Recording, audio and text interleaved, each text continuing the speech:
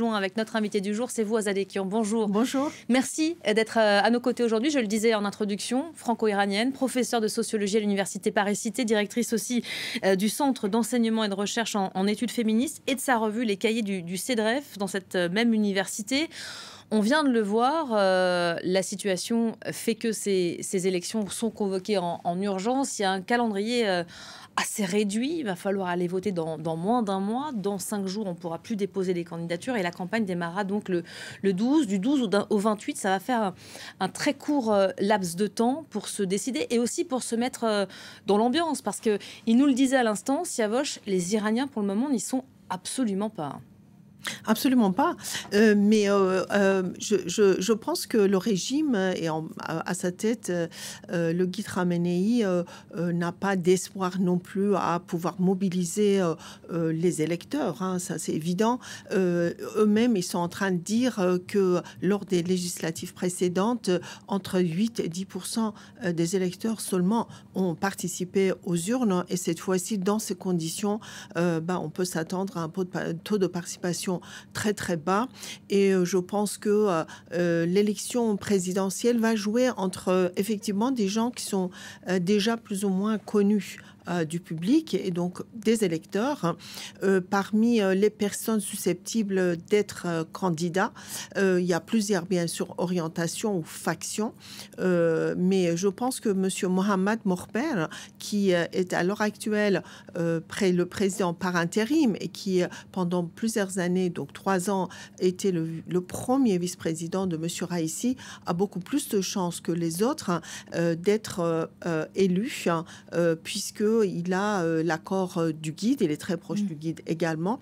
Et pourtant, il n'est pas vraiment connu du grand public. Il est âgé de 68 ans, il est dans la lumière donc depuis la mort d'Ebrahim Raïssi, depuis qu'on lui a confié le poste. Mais les Iraniens ne le connaissent pas vraiment. Maintenant, ça y est, il est connu. Maintenant, il est connu puisque, encore une fois, on le voit en train de discuter, par exemple, avec les chefs des forces militaires. On sait que aussi le guide voudrait visiblement avoir un prochain président plutôt technocrate, plutôt quelqu'un qui va pas s'immiscer dans l'élection prochaine du guide si jamais Ayatollah Khamenei venait à disparaître.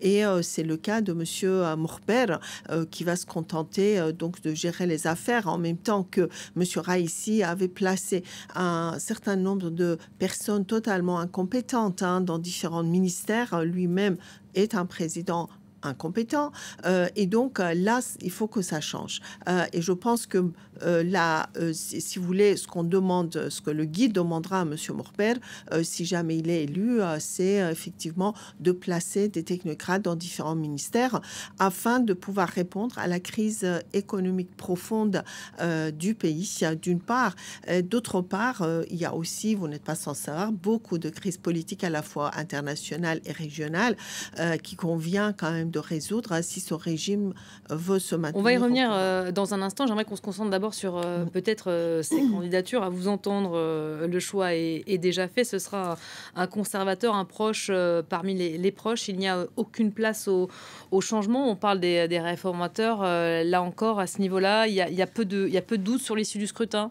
Écoutez, il est possible que quelques réformistes comme M. Kavakebian, on parle aussi beaucoup de M. Pezeshnia, qui est aussi un député réformiste de Tabriz, justement, qui va être aussi candidat. Peut-être que le conseil de surveillance va permettre à un certain nombre de ces réformistes très modérés, qui ne sont pas non plus dans le camp de M. Khatami, de pouvoir être habilités à concourir, mais ils ne parviendront pas à mobiliser les électeurs réformistes qui sont aujourd'hui très très désillusionnés. Alors rappelons que M. Khatami, l'ancien président, lui-même a refusé d'aller voter lors des législatives précédentes et en cela il a dit je vais me mettre aux côtés donc de la population. Donc c'était clair et net pour lui.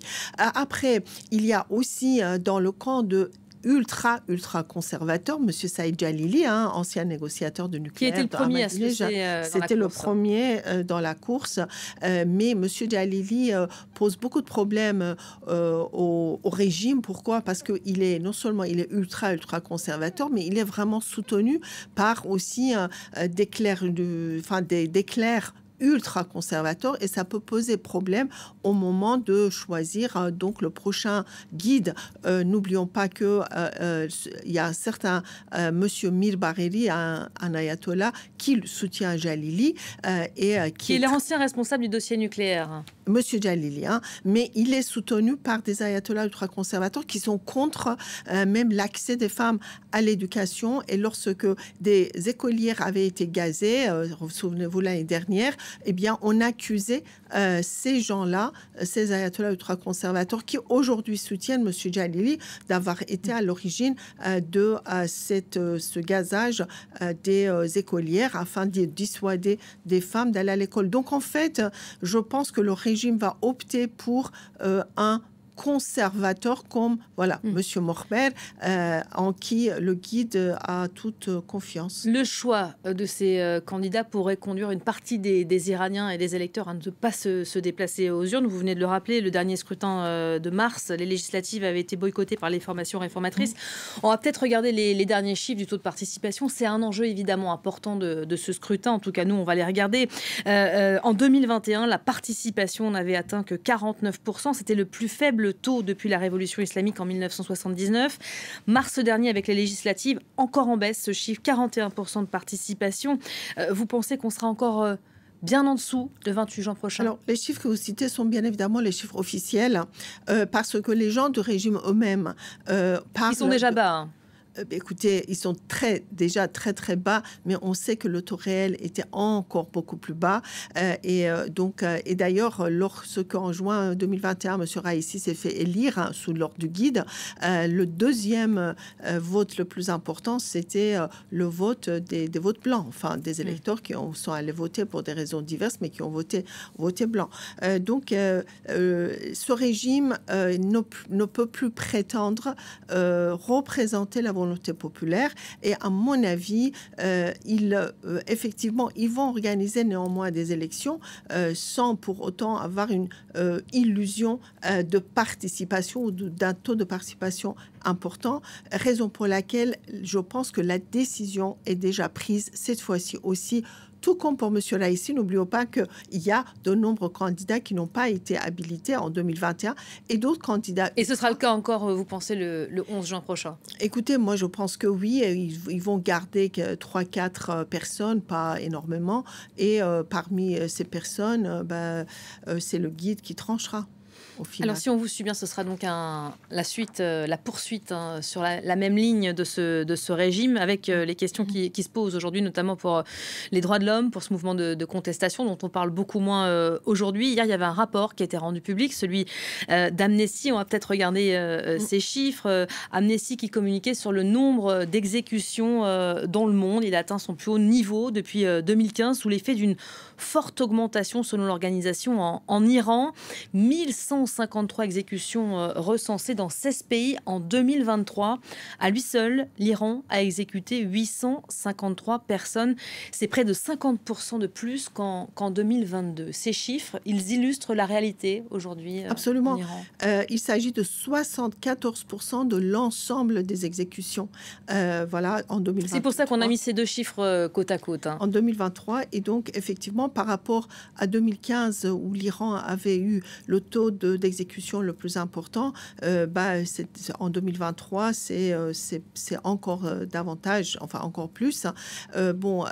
Disons que c'est une façon, d'une part, d'intimider la population, puisque s'il est vrai que la plupart des personnes exécutées sont des trafiquants de drogue, c'est quand même la peine de mort et les exécutions sommaires sont faites aussi pour intimider l'ensemble de la population. À cela s'ajoute le fait que depuis 2022, depuis le mouvement de Gina Mahsa Amini, Femmes, Vie, Liberté, ce mouvement de contestation qui avait fait descendre dans les rues des dizaines de milliers d'Iraniens et d'Iraniennes. Absolument, des dizaines de milliers milliers d'arrestations et depuis cette date-là jusqu'à aujourd'hui, on est face à environ une vingtaine d'exécutions des personnes qui manifestaient, qui avaient été arrêtées et ça continue. Par exemple, vous savez, des personnes qui risquent aussi d'être exécutées pour avoir chanté une chanson comme Toumaï Saleh, par exemple, comme Rassaï, donc un autre chanteur, musicien. Et donc, effectivement, c'est vraiment la répression féroce qui frappe. Ça va continuer, bien évidemment. Pourquoi? Parce que ce régime islamique, c'est très impopulaire. Et donc, la répression de la population est leur seule manière de se maintenir au pouvoir. En plus de ça, en négociant et continuant à négocier avec les États-Unis, par exemple. Ça aussi, c'est une autre réalité. Dans les prisons iraniennes, aujourd'hui, il y a aussi des prisonniers étrangers, des Français, des otages, selon leur famille, qui entendent peut-être se saisir de cette opportunité, de cette élection. Ils y voient peut-être une fenêtre. On a les familles des 3 otages français en Iran qui ont dénoncé leur détention arbitraire devant l'ONU il y a quelques jours à peine. Ils ont une chance d'être entendus? Malheureusement, non pour l'instant, parce qu'on sait qu'il y a 4 Français qui sont pris en otage et emprisonnés en Iran. Les Iraniens prennent en otage des Occidentaux et en contrepartie, ils demandent quelque chose. Alors, qu'est-ce qu'ils demandent à la France? Ça, je n'en sais rien exactement quoi, mais c'est moyennant des négociations avec les plus hautes autorités françaises qu'on peut espérer un jour la libération de ces 4 otages français. Est-ce que le changement d'un président qui va être aussi un ultra-conservateur va changer la donne? Je ne le pense pas, sauf si dans les négociations sur le nucléaire iranien, par exemple, il y aurait une fenêtre ouverte et donc on peut espérer effectivement à ce moment-là la libération des otages. Mais étant donné que la France, l'Allemagne et aussi la Grande-Bretagne ont déposé au sein du Conseil des gouverneurs de l'AIEA, Agence internationale qui se réunit la semaine prochaine, voilà, une motion pour sanctionner le régime islamique d'Iran pour son programme nucléaire, on ne peut pas espérer que les otages français soient libérés de sitôt. Voilà, vous parlez de Washington, les Américains, eux, sont dans le doute en ce moment. Ils redoutent qu'une telle résolution provoque une escalade dans la région. J'aimerais qu'on parle d'un des défis, vous l'évoquiez en introduction, qui attend le futur président, c'est évidemment le dossier de l'économie. Le prochain président devra faire face à un défi considérable. Le pays se voit fragilisé par une inflation galopante, un taux de chômage élevé, une dépréciation record de la monnaie nationale face au dollar. À l'occasion de l'enterrement du président iranien, la semaine dernière, nos reporters se sont intéressés à la situation économique des Iraniens eux-mêmes. Après des années de sanctions américaines qui se sont encore durcies, le pays est exsangue et les populations subissent de plein fouet les conséquences de ces décisions diplomatiques. Vous voyez tout de suite le reportage de notre équipe, Saïd Raifi, Abdallah Malkawi, Andrew Iliar et Julien Sauvaget. Mashhad, deuxième ville du pays, et l'une des plus visitées aussi, avec la présence du tombeau de l'imam Reza, le 8e des 12 imams du chiisme, le seul enterré dans ce pays. Le tourisme religieux est l'activité principale de la ville, et depuis quelques années, les Irakiens notamment viennent en nombre, malgré l'inflation galopante que connaît l'Iran. La vie est plus chère qu'avant, oui, mais la différence de prix du dollar est en notre faveur. Avant, on échangeait 100 $ pour 1 300 000 riyals. Maintenant, c'est plus de 5 millions pour ces mêmes 100 $. Un contraste saisissant avec la population locale iranienne qui, elle, doit additionner les petits boulots pour espérer s'en sortir à la fin du mois. Ici, tous ou presque ont au moins 2, voire 3 activités professionnelles pour survivre. Ils disent qu'il n'y a pas de problème, que tout va bien. Mais on le voit tous, on le sent dans nos chairs. Notre jeune génération est une génération sacrifiée. Tous ceux qui sont instruits quittent l'Iran et nous qui ne pouvons partir, nous devons rester ici et subir la situation. Oui, en effet, c'est dur. L'un des problèmes, c'est la vie chère. J'espère que les choses vont s'améliorer. Quelques jours après les funérailles en grande pompe du président Ebrahim Raïssi à Mashhad, sa ville natale, les Iraniens vont devoir se choisir un nouveau président le 28 juin prochain. Présélectionnés par le pouvoir religieux, les candidats ne devraient pas s'éloigner de la politique de l'ancien président. Par respect pour M. Raïssi, je voterai aux élections. Je voterai pour une personne qui ressemble à M. Raïssi. Après des années de sanctions américaines, l'économie iranienne est au bord du gouffre. Une situation de plus en plus difficile à supporter pour la population. Nul doute que l'économie sera donc l'un des thèmes majeurs de cette campagne présidentielle. Voilà, mot rapide sur ce dossier de l'économie. Ça va être un enjeu. Là aussi, c'est très concret pour les Iraniens. Tout à fait, tout à fait. Plus de la moitié de la population iranienne vit sous le seuil de pauvreté. On ne peut pas tout mettre non plus sur les sanctions américaines en tant que responsable. Ce sont la mauvaise gestion de l'économie, la corruption aussi de l'élite au pouvoir et l'orientation de l'économie vers, on le voit, le secteur juste de bazar, commerce, etc., qui sont responsables parce qu'il n'y a pas d'emplois créés ou suffisamment d'emplois créés pour les jeunes. Alors, l'Iran est un pays où 60% des gens qui sortent de l'université se trouvent au chômage.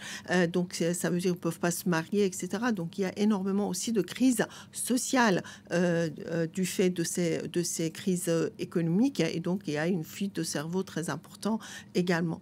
Maintenant, le prochain président doit effectivement changer de position ou changer de politique économique par rapport à M. Raïssi et peut-être demander ou obtenir des personnes, parce qu'il y a, on a en Iran des économistes qui sont capables quand même de trouver des solutions à cette crise économique. Donc voilà, espérons que ça sera le cas. Quelle place, après le 28 juin prochain aussi, pour cet incroyable mouvement de contestation et de résistance qui continue, certes un peu plus silencieux qu'au départ? La désobéissance civile continue, on le voit, les femmes continuent à être au devant de la scène contestataire, elles vont continuer à se battre de toute façon et donc je pense que ça va continuer. Et c'est même dans un régime encore plus dur comme on l'évoquait en début de cette demi-heure. Oui, je pense qu'elles ont l'habitude, si vous voulez, de la répression, les femmes, et puis les Iraniens contestataires qui ne se résument ni à Machhad ni à Téhéran, mais aussi dans différentes provinces iraniennes. Donc je pense que voilà, on sera face à la continuation de cette résistance très, très, très courageuse de la population. Merci beaucoup Azad Ekian d'avoir été notre invité du jour. 5 jours donc pour se faire connaître. Validation ou non des candidatures, ce sera le 11 juin prochain. Le 12 commencera alors officiellement la campagne présidentielle, cette présidentielle anticipée qui sera convoquée le 28 juin prochain. Voilà pour